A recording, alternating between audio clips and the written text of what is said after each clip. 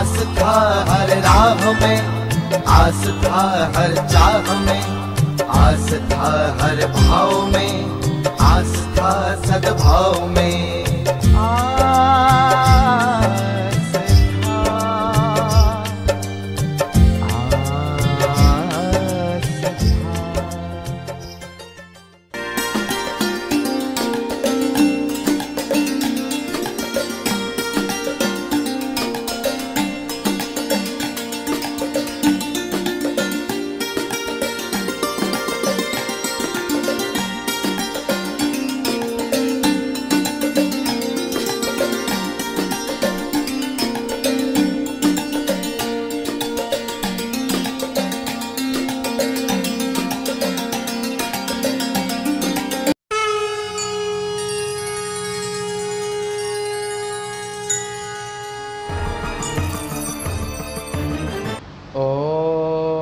पूर्णमदः पूर्णमिदं पूर्णात् पूर्णमुदच्यते पूर्णस्य पूर्णमादाय पूर्णमेवावशिष्यते।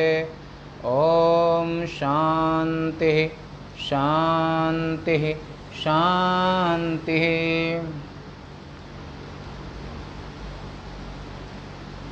आज 31/7/2020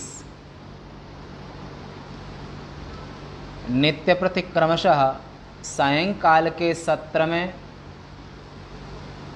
उपनिषद प्रस्थान के अंतर्गत कल तक छठे मंत्र तक का श्रवण किया था। आज 7वें मंत्र को आरंभ से कल ये हुआ था कि केवल आत्मज्ञ आत्मनिष्ठ ये किसी से घृणा नहीं करता है, इसको किसी से भी घृणा नहीं होती है। ये बात कल आपने छठे मंत्र में विधिवत ढंग व्यवस्थित रूप से श्रवण की। ये सनातन सिद्धांत, सनातन धर्म का सिद्धांत है कि वो व्यक्ति कभी किसी से घृणा नहीं करता है, और इसलिए इस सिद्धांत में वसुधैव कुटुंबकम, पूरे वसुधा में कुटुंबवत अपनापन, स्नेह, प्रेम, ममता, भावना, जितना विशाल दिल हिंदू का होता है, सनातनी का होता है, वैदिक का होता है, उतना किसी भी संस्कृति में नहीं है। इतनी विशालता, महानता। आत्मदृक्, ये आत्मवेत्ता, तत्ववेत्ता यानी कि ब्रह्मनिष्ठ और आत्मज्ञ का जो भाव होता है, दिल होता है, उसके दिल में, उसके दिल की विशालता के सामने समुद्र की गहराई भी कम पड़ जाए। ये प्रसंग सुना, और वो किसी से भी घृणा नहीं करता है। न कश्चित विजुगुप्सेत, ईश्वर वाक्य है। वो किसी से भी जुगुप्सा माने घृणा नहीं करता है, सबसे प्रेम करता है। सबसे कर लो प्रेम जगत में कोई नहीं पराया, एक बाप के हम बेटे हैं, एक हमारी माता। आत्मस्वरूप से सबको अभिन्न समझता है। प्रकृति माता, धरित्री माता सबकी माता है, इसलिए वो अंदर से किसी से भी द्वेष घृणा नहीं करता है। और अन्य जो आक्रांता क्रूर नृशंस हो जाते हैं और जब बलवान होते हैं तो हिंदुओं पर अत्याचार भी करते हैं, और उन अन्य कल्चर में, अन्य संस्कृतियों में ये वहाँ के सिद्धांत ही होता है कि जो अपने धर्म का नहीं है, माने इस्लाम को छोड़ करके सभी काफिर हैं। तो ऐसे यहाँ पर सिद्धांत में यह है, तो उस सिद्धांत इसलिए अल्लाह ईश्वर एक कभी एक समान नहीं हो सकते हैं, इनमें बहुत अंतर है। उन धर्मों में बहुत छोटापन है, यानी कि आत्मैवा भूत वसुधैव कुटुंबकम की भावना, भारतीय दर्शन, भारतीय संस्कृति, वैदिक संस्कृति को छोड़ करके और पूरी वसुधा माने जड़ सृष्टि और चेतन सृष्टि, और यहाँ पर पशु पक्षियों में भी आत्मभाव। वसुधैव कुटुंबकम, पूरी वसुधा ही हमारा कुटुंब है। ये संस्कृति मात्र वैदिक संस्कृति है, उपनिषद संस्कृति है, हिंदू संस्कृति है, ये महान संस्कृति है। और इसलिए इसलिए इस संस्कृति को धर्म कहते हैं कि यहाँ पर वो व्यक्ति न कश्चित जुगुप्सेत, वो चाहे बड़ा हो छोटा हो, सत्ता में हो या सत्ता में न हो, वो जो वैदिक सनातन संस्कार के कारण वो किसी से भी घृणा नहीं करता है।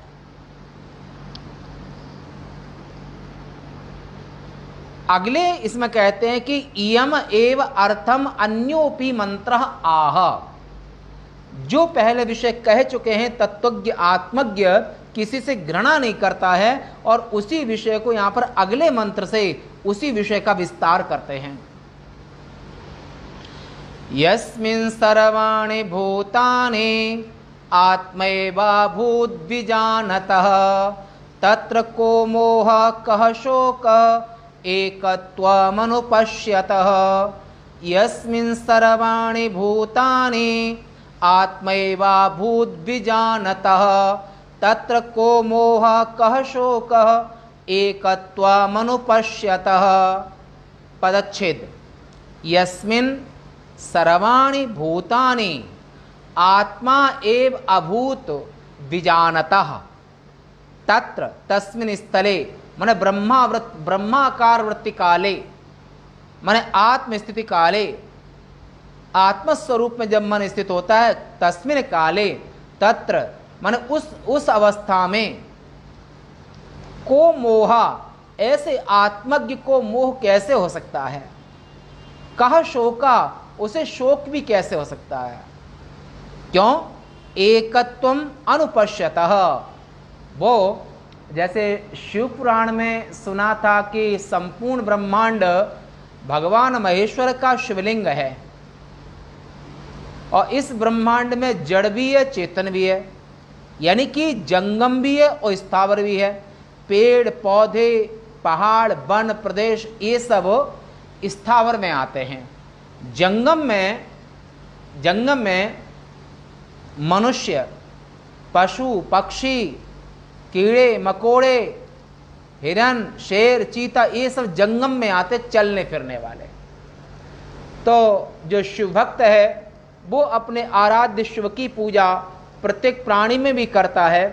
तो जो घास पात पेड़ पौधों में वो शिवार्चन करता है, उनको पानी दे करके, और प्राणी मात्र की जो सेवा करता है, आत्मैवा भूत विजानतः, माने मैं ही सब रूपों में हूं। आत्मस्वरूप से जो दर्शन करता है, माने संपूर्ण ब्रह्मांड ही शिव का रूप है। ऐसा जो शिव भक्त अपने आराध्य का दर्शन करता है, तो वो प्राणी कुत्ता गधा जितने भी, चाहे वो 4 पैर वाले हों 2 पैर वाले हों और चाहे वो उड़ने वाले हों, हर प्राणी में वो किसी को गाय को खिलाता है, पक्षी को दाना देता है, मच्छी को खिलाता है, तो वो वहां पर शिवार्पणमस्तु, शिव बुद्धि से ब्रह्म बुद्धि से, माने भगवत बुद्धि से, वो ब्रह्म बुद्धि से ही प्राणी मात्र की सेवा करता है। रोगी की भी जो सेवा करता है, और रोगी की भी सेवा करना, माने रोगी के अंदर में प्राणो ब्रह्म इत्युपासित, भगवान महादेव का जो कार्य ब्रह्म है वो प्राण है। ऐसा सामवेद के छांदोग्य उपनिषद में आया है कि भगवान विराट ने, माने महेश्वर ने ही कार्य ब्रह्म के रूप में प्राण स्वरूप होकर के सभी के अंदर में प्रवेश कर गए, 5 भूतों में, और भूतों से जन्य जो भौतिक हैं उनमें। और ऋग्वेद में आता है कि जीव रूपेण प्राविशत, ऐतरेय अरण्य में, ऐतरेय श्रुति में, कि वे परमात्मा शिव जीव बनकर के प्रवेश कर गए। और इसी को गीताकार ने कहा है कि जीव भूता महाबाहो ययेदं धार्यते जगत। इस संपूर्ण जो संसार है, इस संपूर्ण संसार में जो अष्टधा प्रकृति है, माने आकाश वायु तेज जल पृथ्वी, ये 5, अंतःकरण, मन, अहंकार 7 और जीवभूता महाबाहो ययेदं धार्यते जगत, माने अष्टधा प्रकृति जड़ है और अष्टधा प्रकृति का संचालन, अष्टधा प्रकृति में चैतन्यता, अष्टधा प्रकृति में स्फुरण, अष्टधा प्रकृति में जो प्राण बन के प्रवेश करे, ये महेश्वर ने ही, भगवान महादेव ही प्राण बन करके, जीव बन करके और सभी प्रकृति में और प्रकृति से जन्य जो जीव हैं उन सब में प्रवेश कर गए। तो ऐसे आत्मा का दर्शन, कार्य ब्रह्म में भगवान महेश्वर जीव हैं, कारण स्वरूप से वे पूर्ण सत्य हैं। ऐसे दोनों दृष्टि जो विद्वान आत्मा का दर्शन संपूर्ण सृष्टि में करता है, जिसमें ज्ञानी पुरुष के लिए सब भूत आत्मा ही हो गए हैं, उस समय एकत्व देखने वाले उस विद्वान को जो एकत्व आत्मा का दर्शन माने निर्वय निराकार और निर्गुण ब्रह्म का दर्शन भी सभी प्राणियों में करता है, और सगुण रूप से प्राण के रूप में, जीव के रूप में जीव, दया और आत्म पूजा, इस शरीर के दादा यानी कि इस शरीर के पिता के पिता, इस शरीर की एज उसमें बहुत छोटी थी पर उनकी बात हमको याद है। उनका नाम था केदारनाथ राजौरिया। तो उनकी बहुत बचपने की, उसमें शायद 6 से 10 वर्ष की एज रही होगी, पर उनकी बात हमको आज की बहुत अच्छे से याद है। वो कहते थे कि जीव, दया और आत्म पूजा, माने इस शरीर के पिता का सूत्र, जीव, दया और आत्म पूजा, प्राणी मात्र पर दया करना, ये भाव ब्रह्म बुद्धि वाला भाव, ब्रह्म बुद्धि वाला भाव, और सबसे प्रेम करना, और प्राण स्वरूप में जीव मात्र पर दया करना, ये भारतीय संस्कृति में, हिंदू संस्कृति में और जो परंपरागत बच्चों को बड़े लोग सिखाते हैं। तो उनकी बात मुझे आज की तरह याद है, और ये बात लोग 40 वर्ष पुरानी बात है लगभग। तो जीव, दया और आत्म पूजा, प्राणी मात्र पर दया करना, चींटी, चीटा, मूक प्राणी सब पर दया करना, ये आत्मवत् सर्वभूतेषु। तो ऐसा जब अपनी आत्मा का दर्शन प्राण स्वरूप से करता है, जीव रूप से करता है कार्य रूप में, और सत्य स्वरूप से भी अपने आराध्य देव महादेव का ही दर्शन करता है, और उस समय पर उसके दिल में जिसमें भगवदाकार, ब्रह्माकार और शिवाकार वृत्ति चलती है, तो उस व्यक्ति को शोक और मोह भला कैसे हो सकता है, जिसमें वह अथवा जिस पूर्वोक्त आत्मस्वरूप में पहले जो कहे आए हैं, ऐसे आत्मस्वरूप में परमार्थ तत्व को जानने वाले, माने आत्मा का दर्शन करने वाले उपनिषद ऋषि और उपनिषद की आराधना करने वाले ऐसे जो उपनिषद ऋषि हैं पुरुष की दृष्टि में, और इनको ब्रह्म ऋषि भी कहते हैं, जो सब में आत्म भाव से दर्शन करते हैं, सब पे दया भाव रखते हैं, सबको अपने परिवार की तरह प्यार देते हैं, चाहे वो मूक हो या बोलने वाला, स्थावर हो या चलने वाला, सब में आराध्य शिव का दर्शन करते हैं, आत्मा का दर्शन करते हैं। और ऐसे जो ब्रह्म ऋषि हैं और उनकी ब्रह्माकार वृत्ति है, और ऐसे लोग पुरुष की दृष्टि में आत्मस्वरूप आत्माकार वृत्ति जिनकी है, उस काल में वे ही सब भूत परमार्थ मन आत्मस्वरूप के दर्शन से आत्मा ही हो जाते हैं, अर्थात आत्म भाव को ही प्राप्त हो गए हैं। और उस समय अथवा उस आत्मा में ऐसे निर्वय निराकार और प्राण का भी दर्शन आप कर नहीं सकते हैं, जो कि प्राण महादेव का कार्य ब्रह्म स्वरूप है, और सत्य की चाह सब रखते हैं, सत्य की उपासना करते हैं, सत्य से प्रेम करते हैं, सत्य की रक्षा करते हैं, और सत्य के लिए प्राणों की भी आहुति हंसते हंसते दे देते हैं। ऐसे जो महात्मा लोग, ऐसे महात्मा गृहस्थ में भी हो सकते हैं और सन्यासी में भी हो सकते हैं। सदग्रस्त भी, जो सत्य का पालन करने वाले वे सदग्रस्त भी हो सकते हैं। ऐसे जो महापुरुष लोग हैं जो आत्मा का दर्शन करते हैं, और उस अथवा आत्मा में कैसे मोह कैसे हो सकता है, शोक कैसे हो सकता है? क्योंकि मोह जो होता है वो संपूर्ण व्याधियों का मूल यानी कि जड़, और जड़ अगर है तो पौधा उग जाएगा। और अंदर में मोह अगर है, अगर अंदर में मोह है तो मोह होने का अर्थ है मोह प्रसरता है, फैलता है। तो संसारियों का मोह अपने देह में और देह के संबंधियों में, इससे ऊपर, इसे उनको अज्ञानी कहते हैं कि देह मास्थाय करोति सर्वम। अज्ञानी व्यक्ति, संसारी व्यक्ति देह को मैं मान करके और देह को मैं मानता है और देह के संबंधियों को अपना मानता है। इससे ऊपर वो उठ नहीं पाता है। और जो कश्चित धीरा, कोई धीर पुरुष है, ब्रह्मज्ञानी है, ब्रह्मर्षि है, वो अपने सीमित दायरे से ऊपर उठ करके और सर्वम आत्मैवा भूत, जितने भी प्राणी हैं पृथ्वी पर, सभी प्राणियों के साथ में आत्मवत अपनी देह के समान ही वो उनसे प्रेम करता है। इसको प्रसंग आपने श्रीमद् भागवत महापुराण में सुना होगा। रंतदेव महाराज राजा थे, 40 दिन भूखे रहे फिर भी अतिथि सत्कार में न रूके रहे। चक्रवर्ती राजा होने के बावजूद दया, ईश्वर प्रेम, भगवत बुद्धि से अपना सब कुछ दान कर दिया। 40 दिन भूखे रहने के बावजूद भी केवल जल बचा, और जल भी अगर कोई प्यास आया तो जल भी दे दिए। तो उस रूप में भगवान जगन्नाथ ही, भगवान नारायण ही, महादेव ही उस रूप में उनकी परीक्षा कर रहे थे सर्वात्म भाव की। जब उनकी सर्वात्म भाव की स्थिति देखी तो भगवान वहां पर ब्रह्म सच्चिदानंद प्रकट हो गए।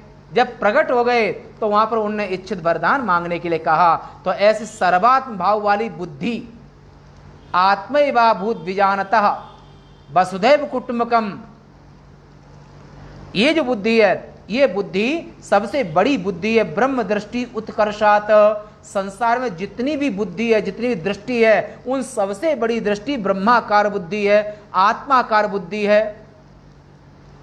एक समय की बात है, एक गांव में एक महाराज रहा करते थे, और उत्तर भारत की बात है। तो दक्षिण भारत में एक बड़े भारी विद्वान थे।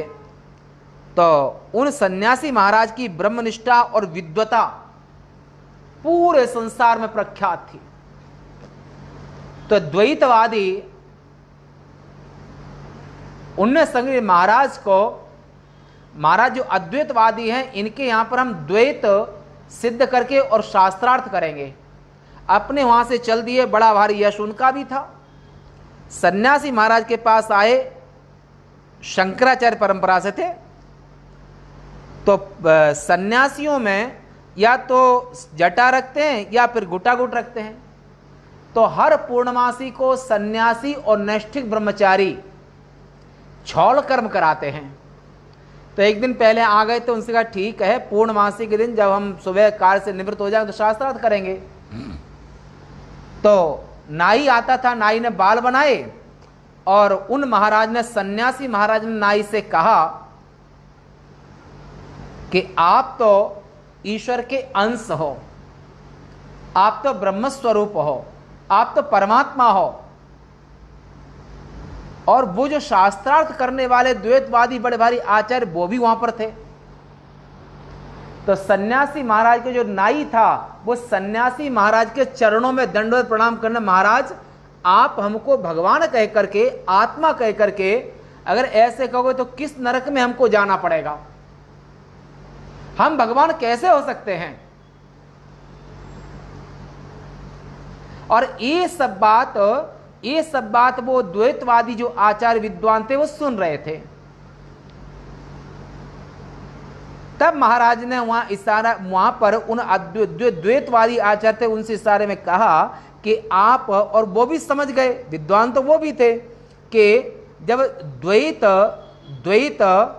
स्वतः सिद्ध है, नाई बारी जितने भी संसार के अज्ञानी प्राणी हैं, इन सबके यहाँ पर जितने भी चाहे ब्राह्मण क्षत्रिय वैश्य शूद्र जितने भी हैं, द्वैतवाद हर प्राणी के यहाँ पर नैसर्गिक स्वतः सिद्ध है।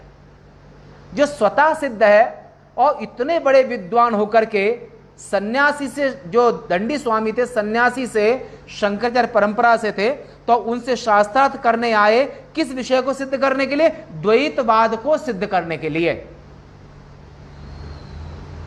तो द्वैतवाद जो आप इतने बड़े विद्वान होकर के सिद्ध करने आए हैं, ये द्वैतवाद तो स्वतः सिद्ध है।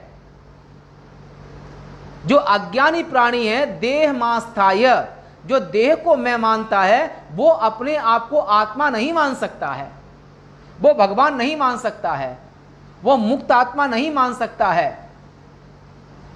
तो जो द्वैतवाद है, ये द्वैतवाद तो नैसर्गिको एवं लोक व्यवहारा, सामान्य प्राणियों में माने जितने भी अज्ञानी प्राणी हैं उन सबके यहां पर द्वैतवाद स्वतः प्राकृत है, स्वतः सिद्ध है। और इतने बड़े विद्वान होकर के भी आप ये प्रतिज्ञा करते हैं कि हम सन्यासी महाराज के साथ बड़ा भारी शास्त्रार्थ करेंगे और हम द्वैतवाद को सिद्ध करेंगे।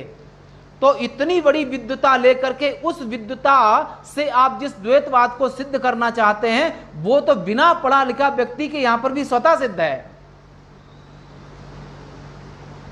महाराज ने जो द्वैतवादी आचार्य थे, उन्हें दंडी स्वामी उन सन्यासी महाराज को प्रणाम किया, बोला हमारी शंका का समाधान हो गया, और शास्त्रार्थ यहां से टल गया, हुआ ही नहीं।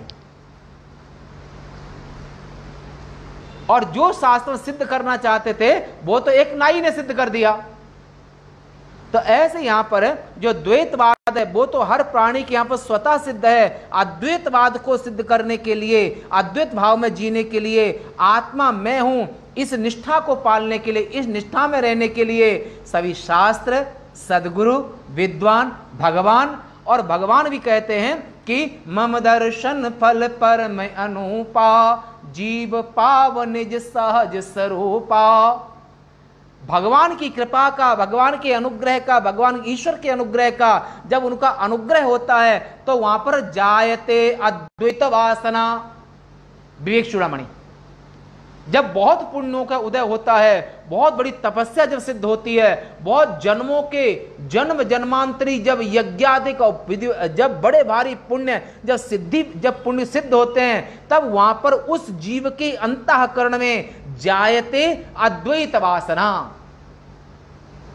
तब वहां पर अद्वैत ब्रह्माकार वृत्ति उस जगह उदित होती है, जो श्रुति माता का कहने का तात्पर्य है। और ऐसे अद्वैत माने सर्वं आत्मैवा भूत विजानतः, कि सब जगह पर सब मैं ही आत्म स्वरूप से सब में मैं ही विद्यमान हूं। अपना पराया तो सभी करते हैं, और जो आत्मा का दर्शन, परंतु आचार्य शंकर ने एक बात और कही है कि भावाद्वैतं सदा कुर्यात् क्रिया अद्वैतं न कुत्रचित्। संसार के व्यवहार काल में आप अद्वैत व्यवहार नहीं कर सकते हैं, पर अद्वैत दर्शन कर सकते हैं। कुत्ते में आत्मा का दर्शन कर सकते हैं, पर कुत्ता और शेर के साथ में आप कुत्ते के साथ में एक ही थाली में भोजन नहीं कर सकते हैं। व्यवहार में अद्वैत, और भावाद्वैतं सदा कुर्यात् क्रिया अद्वैतं न कुत्रचित्। आचार्य शंकर कहते हैं कि भाव में हमेशा अद्वैत दर्शन करना चाहिए, और तत्ववेत्ता ब्रह्मऋषि लोग करते हैं, परंतु व्यवहार में अद्वैत दर्शन, व्यवहार में अद्वैत का निभाना, कुत्ते के साथ में भोजन करना ये आवश्यक नहीं है। कुत्ते में आत्मदर्शन करना, कुत्ते में, बैल में, भैंस में, पापी में, पुण्यात्मा में, वैश्या में, कुकर्मी में, पापी में, उनमें आत्मा का दर्शन करना ये ब्रह्माकार वृत्ति है, ब्रह्मनिष्ठा है, ब्रह्म ऋषि का पहला और अंतिम धर्म है। पर उनके साथ बैठ करके खाना ये आवश्यक नहीं है।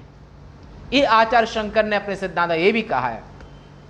तो आकाश के समान आत्मा का विशुद्ध एकत्व देखने वाला है, उसको द्वैत दर्शन, उसको शोक और मोह नहीं होता है।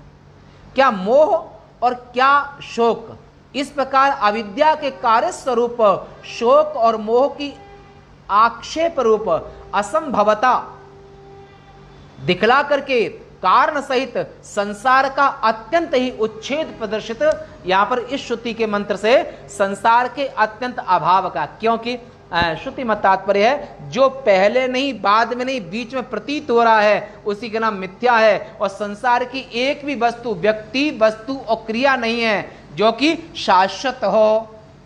तो जो पहले नहीं बाद में नहीं उसका नाम मिथ्या है। तो मिथ्या जो है, मिथ्या में सत्यत्व बुद्धि कैसे हो सकती है? जो मिथ्या है वो तो तुलसीधरा को प्रमाण यही। बलि विक्रम बेनु दधीची गयो और गे पारत जिन भारत ठाना, गयो दुर्योधन जंग जुरे जिन 64 कोस में छत्र बिताना। बैठी समुद्र की ओट में कोट में कंचन के ग्रह जाए बुलाना, लाख करोड़ सुता सुत बांधव सो यह रावण जात न जाना। तुलसी धरा को प्रमाण यही जो फरासो झरा जो बरासो बुताना।